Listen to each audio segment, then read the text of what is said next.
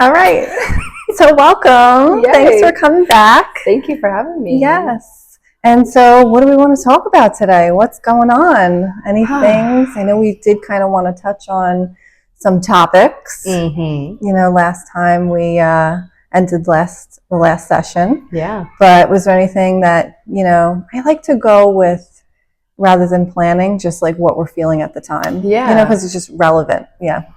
All right. So on the way here, crazy drivers, right? Mm. And I feel like a lot of times, because I do a lot of my like deep introspection while driving, even though it sounds dangerous. No, it's like, I feel like I'm able to get in the zone. Yeah.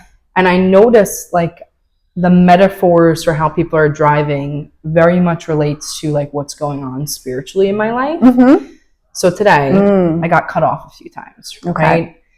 And it was this feeling of like, hey, just wait a minute. Like I wanted to yell at these other people, like just wait, like you'll have your turn. Like why are you rushing in? Like right when you're merging onto the highway, I felt like a few people cut me off. And like their job is to wait. They're the ones merging. Right. So then I noticed myself slowing down at each exit, almost like anticipating people being jumping crazy in. and trying to jump in. Yeah. And for me, I was relating it to like people rushing these like deep spiritual truths for themselves, right? Like rushing into things, kind of jumping the gun, cutting other people off, like, and not staying in their lane and waiting to merge. Kind of stay in your lane, right? Yes, yeah. And I think we kind of touched on this last time of like, there's such a rise in what people are doing now. There's such a rise in spiritualness and consciousness that so many people are becoming attuned to these higher spiritual gifts that we all have. Yeah. But people are rushing. I feel like a lot of people in the community are rushing to hold space for others, rushing to host retreats, rushing to have clients. And sometimes we have to first integrate what we're going through. And process. Like our own spiritual awakening. So I found that interesting today that was kind of coming up. And I feel like it goes with integrity a little bit. Because if you're rushing, are you in your integrity? I would always say that when you're in goddess energy, right, you never see a queen running down the street. You know, you're not going to be in that rush mode, right? And then when we're in that energy of like receiving or having like the, you know, in the energy of having everything that we want, like when we're in love, we're not cutting people off. Or if someone cuts you off, you're like, all right, you know, go ahead. But just being in that mode. Yeah.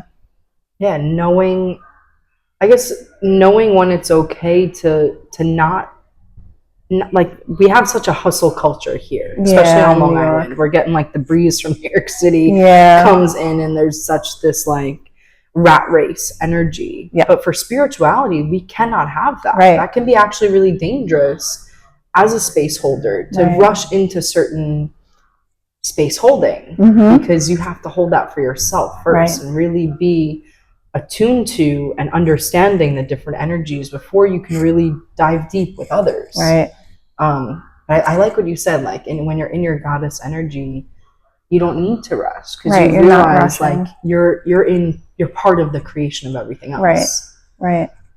Yeah, I feel strongly about this with Reiki. And I don't know if we've discussed this before, but I have with some others, just about like, I feel like certificates are just given out so freely, and energetics is a serious thing. And as you know, as someone that's, you know, doing extractions, energy extractions and all of that, exorcisms, and, you know, working with heavy energies, it's very serious. And I feel like a lot of people they don't know, you know, the gravity. And for me, it wasn't until I had been practicing for years that I was like, wow, you know, this is real stuff, you know, and you can absorb others' energy. They can absorb your energy. Yeah. So kind of being in alignment and being in integrity plays a huge role. I've seen, even for myself, I've kind of pulled back from trainings. I used to do a lot of group trainings, and I found that people weren't able to integrate what we're learning. And then we're rushing into kind of holding space for others. Right. But some of these, you know, energetics that we're teaching should not be intensive weekends. Right. They should not be a certification does not qualify you to be a practitioner. Right. Being in practice qualifies you for being a practitioner. Right. So I've seen a lot of people who just get the Reiki certification, claim the title as healer, which is a very big title, especially in indigenous cultures. That's, you know, an honor to have. And you can't claim that. You're awarded that, right? So some people claiming that and then rushing to kind of do all of these things because they're excited on a business level about what Reiki can bring. Spirituality is very quickly now becoming a trending business idea. It's like, oh, that's easy. Everybody wants to just do breath work. I can get my certificate. Oh, I can get it online for $11 for Udemy. You know, like there's certain online schools now. I've noticed since the pandemic, I guess, because more people were home, wanting that to be more accessible. Oh yeah. These certifications, I get worried sometimes about like who's holding the space. Are you in practice? Like, do you even believe what you're teaching or you know, offering as a workshop or a class or something? That's a huge concern. Right. Yeah, and like we were talking about it being like just this trending thing, and then on one hand it's like, you know, I'm so glad that I don't know if it's just Long Island, you know, because I know in California they're more progressed with things and everything, but here on Long Island for us it's more just been like trending. And on one hand I'm glad because it brings more awareness, and people are more familiar with practices now and everything, and that's amazing. But on the other hand, it's like, like the authenticity in the practitioners and everything, you know, but how do we get there then? But I guess it's being aware, you know, of where you're coming from. Right. Is it now our turn to step into the higher leadership role and say, hey, I'm seeing a pattern here. And that pattern can be a problem. Not that it is right now, but you know, the more people that are, you know, I've even seen people post, you know, on Instagram, certain symbols, especially when we're talking about Reiki. So certain symbols and certain practices that should be held as sacred, you know, and certain what symbols, Reiki symbols? Yeah. That, I mean, when I was taught, I don't know, maybe 7 years ago now, I was taught those symbols were to be secret until you went through that initiation and learned it yourself, right? Yeah. There's also this idea of, you know, what practices should be closed practice. You know, because on one hand, I want to document things, and I want to, you know, have, you know, video sessions and ceremony to bring more awareness to things so people can see like, wow, these are amazing things that happen during sessions. But then we have the other hand of, you know, it being a sacred practice, and it should be enclosed, and, you know, sometimes stuff shouldn't be shared. Yeah. Yeah, and I think that goes for even, like, I find that very often with the shamanic work that I do. Certain things that I've learned from teachers and elders, I don't feel fully comfortable just throwing up in an Instagram post, you know, or just teaching others. Like I wait until people come to me and we do a deep dive mentorship, and then I'll kind of teach them some things. But what things should be held as sacred and almost secret until the practitioner comes and says, I'm ready to learn this. You know, like, teach me what you know. Yeah. So maybe it's this respect or this relationship between teacher and student. Has that line blurred? Because I found, or noticed rather, this pattern of people taking a Reiki 1 and 2 intensive weekend, right? Quick certification. Then within a month taking a Reiki 3. My teacher wouldn't let me take it until 6 months had passed. And that was uncommon. She typically waited a year in between to have people really understand what that was first. And then people getting that Reiki 3 and now just training other people in the Reiki 1 and 2. Yeah. So at what point are you just rushing to make it a business, you know? Yeah, I thought of it equivalent to teaching. So I went to school for teaching. And, you know, it's the same kind of thing with that, in that, like, you get your degree and it's like, okay, you have your degree, or you you have to go for your internship though first.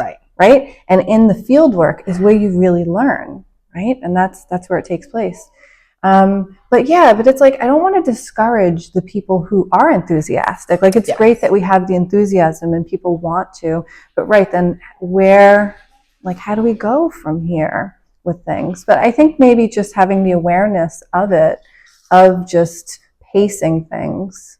Right. And maybe bringing more, having an understanding of ethics to the practice and discernment, like we talked about, and having like a willingness to learn, like a continuing education, like certain, obviously when you talk about like university programs, they have that in place because they've had years of trial and error. We might still be in that trial and error phase, especially since this is so new on Long Island. How are we going to really make and create, teachers and practitioners that are embodied? Right. So that's a huge thing, to be embodied and really, really trusting what you do, honoring it, where it becomes a devotion, similar to a lot of, religious context, similar to how you would treat a religion. You would have a certain standard of practice. You would have something that you follow. You would have people like, not a hierarchy, but people that have been doing it for longer that you can look to as mentors and learn from that. Yeah, I totally agree. And like I've mentioned, that was something that really bothered me is, just when people were treating these trending things more just for making sales. When this is something that is basically like my religion or, it's my practice. So that's tricky. So I recently put up that post, about, moving in a more nonprofit direction to do more free services. And that actually seems to be a little controversial to some, which I didn't really expect that and kind of find it interesting. I got a few messages, nothing like terrible, but just people some feel like kind of feedback. But just like about, value connected to, the services, or I think maybe some people, I don't know if they feel like it's a tough transition to really get there for everyone, like to be, have this category be nonprofit, just in general, because we're so confined by the matrix and all of this monetary stuff. So it's really tough.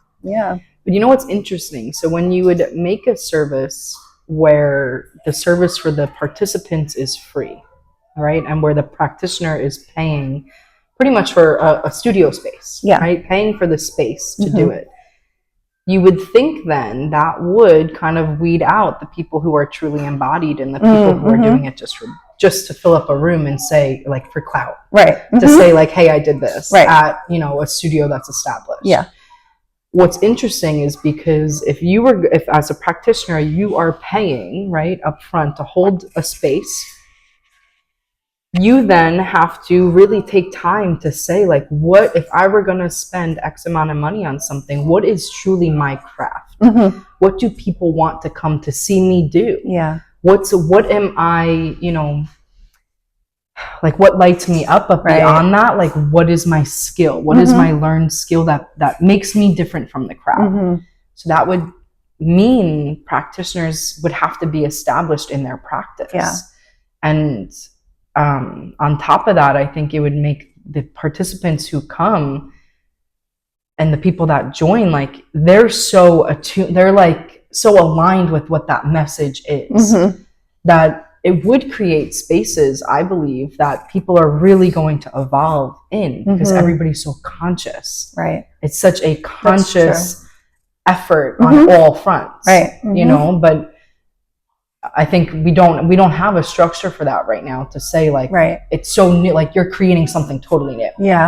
So it's amazing, but I think it's bound to have people that are like, what is that? And what does that mean then? Is everybody going to start doing that? And the people that it's a little concerning, I guess, it's just for business aspects are like, oh my God, now where am I going to go?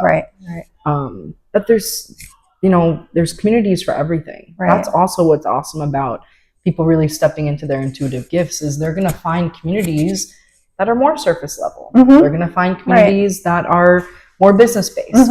They're going to find communities that you deep dive, you know, where you can feel safe and feel really supported in whatever you're moving through, which I feel this space is. Anytime I've either been as a participant or led a space, like, people go deep here. They do. And it's welcome to go deep. Nobody's looking at the person crying. We're all like holding space for that. Nobody's looking at the person that's deep breathing or maybe, you know, moving through stuff and gets to share it at the end. Everybody supports that.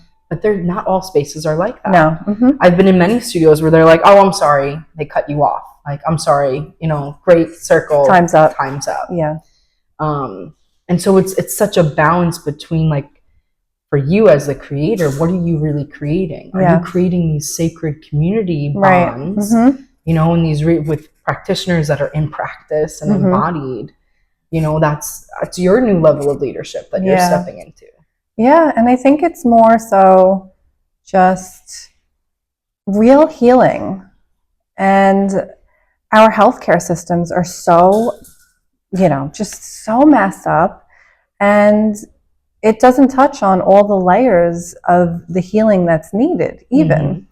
And I do think that healthcare should be free anyway. And this is, you know, this is wellness. This is healthcare. But that's not to say, though, that practitioners shouldn't be compensated. And I think maybe that was some of the other confusion that came up with that post. Just like how schooling is free, but teachers get paid, you know.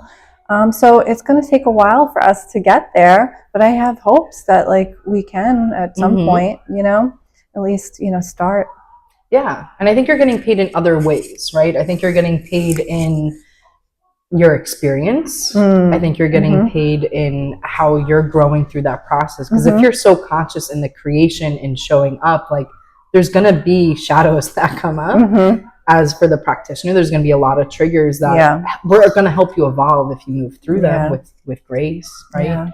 But I think it's interesting because a lot of these healing practices that we're so quick to take from, if we go to their roots, like, you know, energy healing in China and Japan, there are schools of you know, healing where you go into the hospitals there, you don't leave until you're better.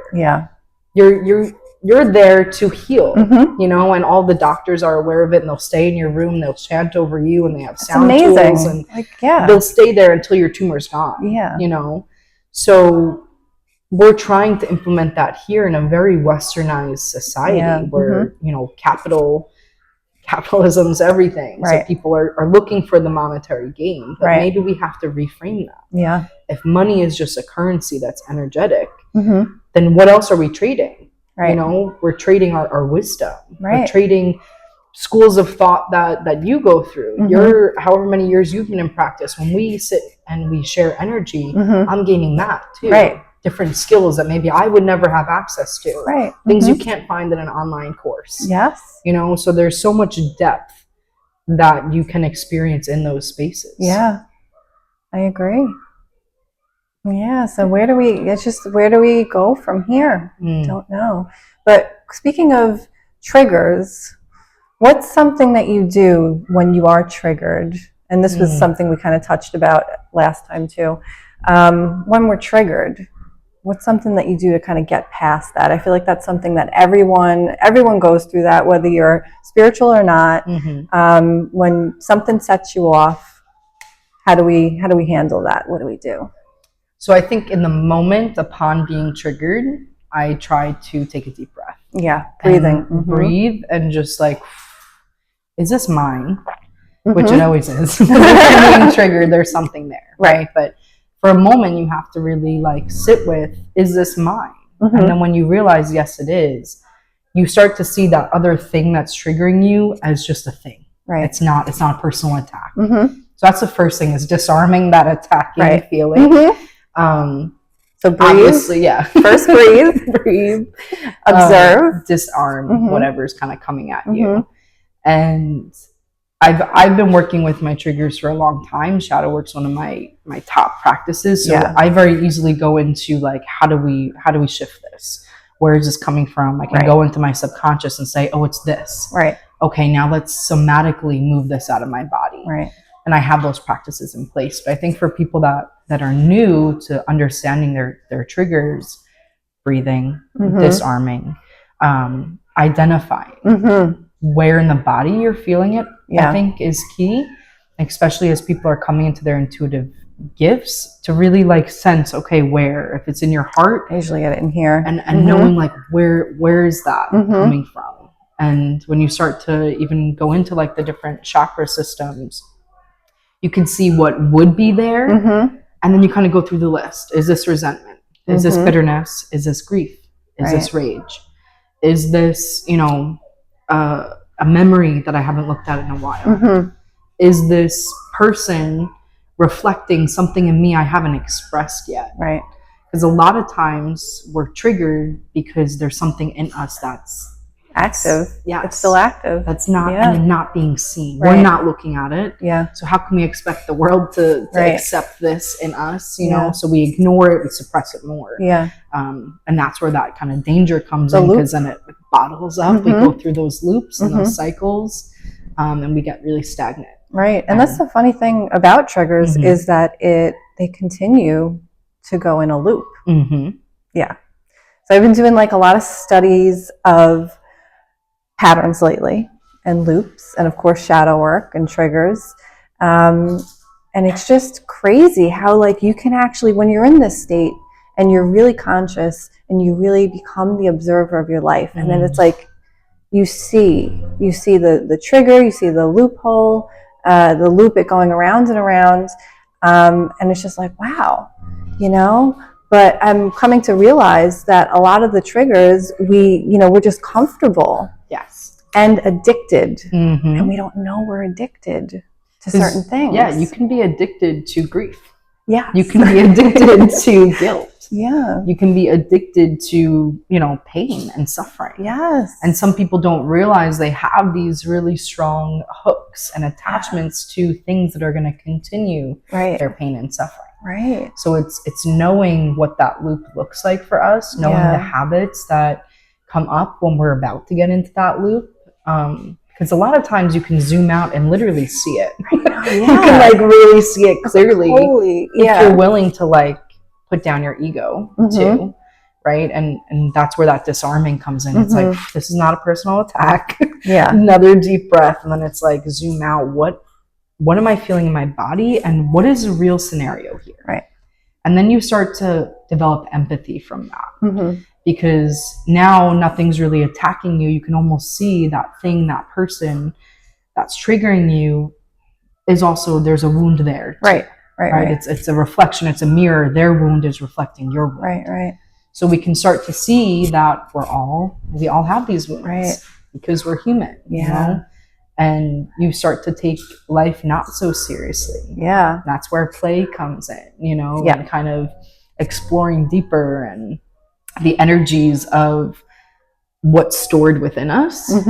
And through really looking at those triggers, when you can say like, that's a teacher, that's a growing moment. That's where I can really evolve through this. That is where you get into those ecstatic states where real change happens on a chemical level in your body. Right. And that's where you integrate, I think, the triggers. Yeah. For me, I feel it's just deciding, but like you really have to decide, like, I observe this trigger. I know this is going to set me into this loop, whatever it is. And I'm deciding that I'm going to either stay in it, which no, or move forward. But a lot of time we wind up staying in it, just until we learn the lesson and what's there. But I'm also just coming to see that, like, literally these patterns, they're sneaky. They are. It's insidious. Yeah. They're sneaky because we are in patterns and addictions that we don't realize. So I didn't realize until recently that I have been addicted to business. Okay. Because I am a serial entrepreneur, had my first Etsy shop, another business, whatever. And I realized that, like, wow, business is risky. Business can be like gambling. Yeah. Okay. So I was like, holy, I think, I've had this addiction to business. And this is why they're sneaky, because it's like masked as something that's positive, right? Mm-hmm. Being an entrepreneur, starting a business.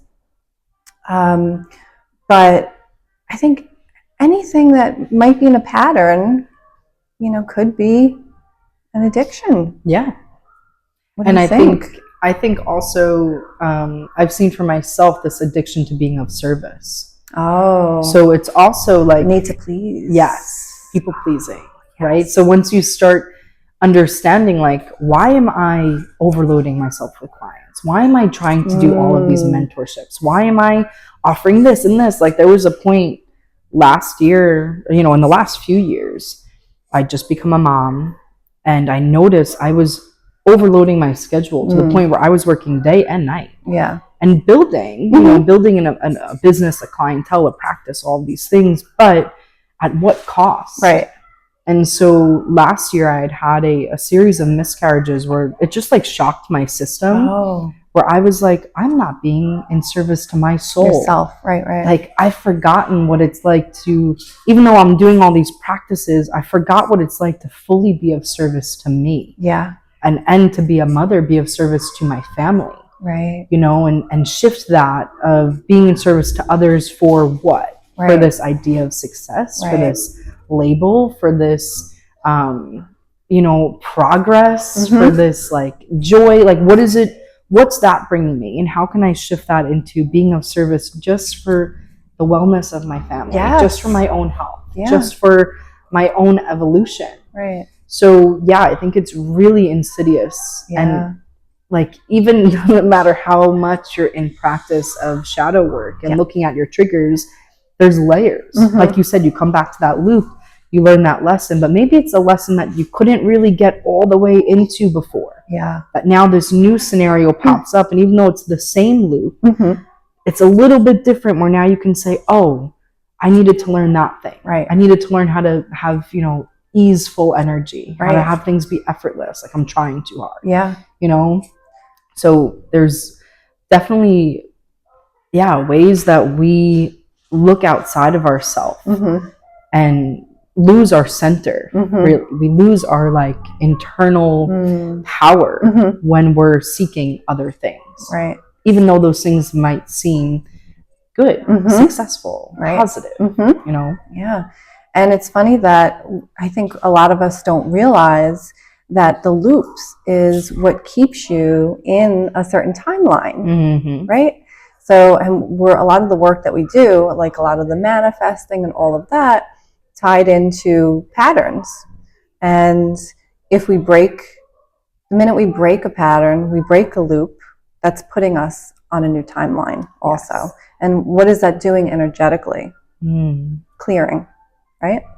Yeah, making space. And that's where those like quantum leaps even show up in our life, when we can like, it's almost like putting down a dream, not putting it down, putting it to the side and saying like, maybe I'm not going to focus so hard on manifesting this, because maybe there's something so much better that I'm not even allowing myself to receive or be aware of, because I'm so tightly attached to this thing I want to manifest. So that's almost like a form of detachment, kind of. Yeah. Like when I first learned manifestation, one of my shamanic teachers told me to write down, things that I was wishing for in my life. And then she said at the bottom, write this or better. Or something better. Yes, I've heard that. And to make it be in my mind, like, this could be a plan, or universe, give me something that is going to fulfill me. Right. And like bring me so much deeper into my purpose. Right. Because you're not aware of that, because you can't see the full vision. Right. Spirit can, God can, the universe can. So it's kind of like relaxing our own like need to perform, need to produce. And just being able to receive what's already in alignment for us. Yeah, I agree. And what you said about, you going back to being in service of you, that ties into what we were saying in the returning to earth energy. Also, like that mother energy, just being grounded. That's more of like a grounded way of living, the family, self, restoration of energy. And it's like, I wonder, are we in this mode because we're in New York? Is it New York vibes? Or I wonder that too, because I do know practitioners that are in New Jersey, in New Hampshire, Connecticut. It's very different. They're the only practitioners within 20 miles. They're the only healing boutique or crystal shop or wellness center in their community. So they become like a beacon. We have one every few blocks now. I know. Where it never was like that. Like when I first... It's really amazing, honestly. It is amazing. Yeah. It's beautiful that people are stepping into that. Yeah. But when I first learned Reiki, for instance, I only learned it so I could get into medical settings and spa settings. Because at the time, shamanic stuff, people didn't know what that was. Yeah.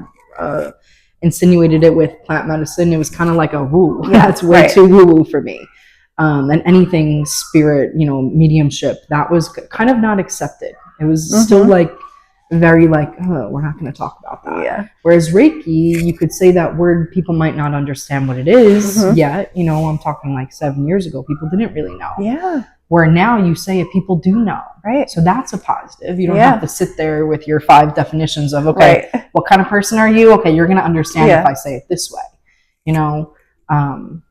But yeah, it's interesting. Now you go, like even just driving into the town, I saw at least a few different spaces that I know are healing oriented. Right. It might not be so specific, but I know there's some healing stuff happening. Right. You can feel it. Yeah.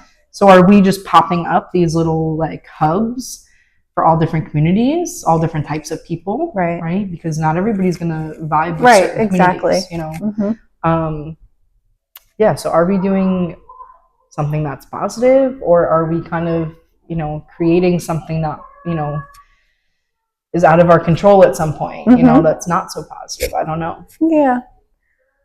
I think it is positive, as long as, well, I don't know. Generally positive, but then I was just thinking of my friends like to say, like, make a comment about going to the psychic that tells you to go like crack an egg and put it in the ocean, or something like that. So, but that's the only concern is people getting preyed on that they don't know, because a lot of people drawn to this industry are wounded, or they have something, they're vulnerable. There's so that's a concern.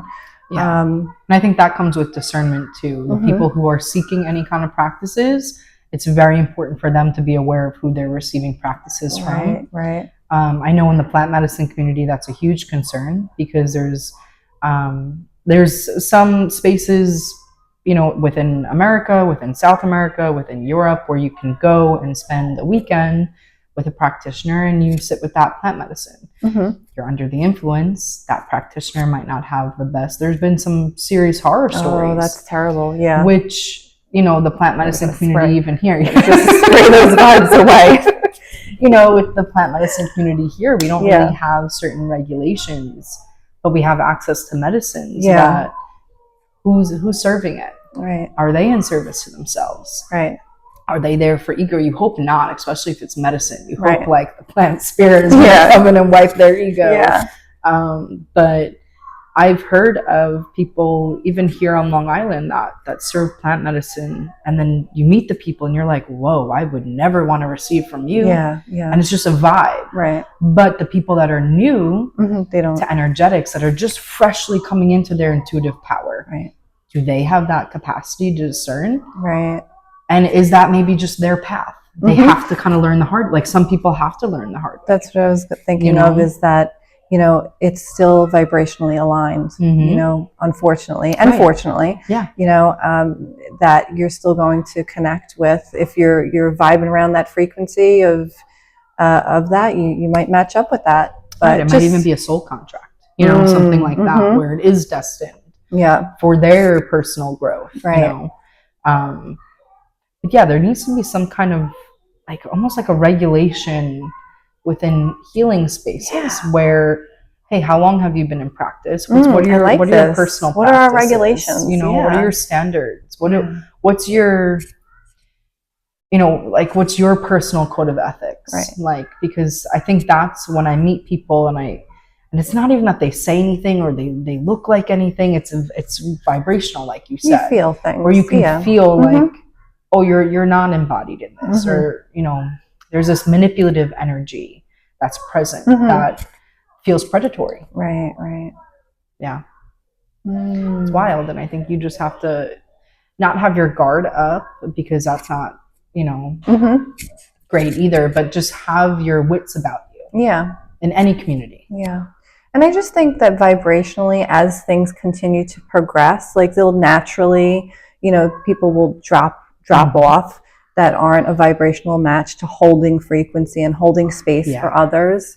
And then, as the collective frequency also changes, then everything else, will change, and we'll just kind of ascend together. Yeah, that's what we're doing, I guess, right? Maybe we're descending. I've thought a lot of times. Oh no, we don't want to descend. But descending into the earth is how I look at it. You love the earth. I love the earth. Mother Earth and Great Mother is like my religion, but I've thought a lot of times, because this ascension feels like, are we just escaping? Are we just like, oh, beat me up, I want to get out of here. Right. Or can we really descend into like the muck and the roots and the dirt and like the mess? Yeah. And be like holding that frequency, like you said, within that darkness. Right. No, we don't want to surrender to pain. Right. Yeah. And how can we hold these frequencies in that darkness and be that light? Like my definition of light workers, how much darkness can you hold to be that light for others? Yeah.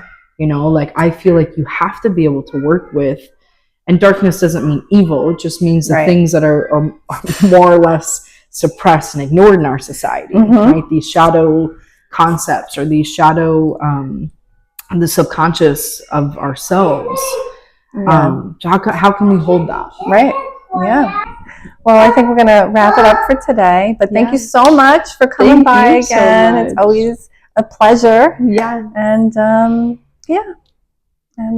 so yay, blessings. Thank you.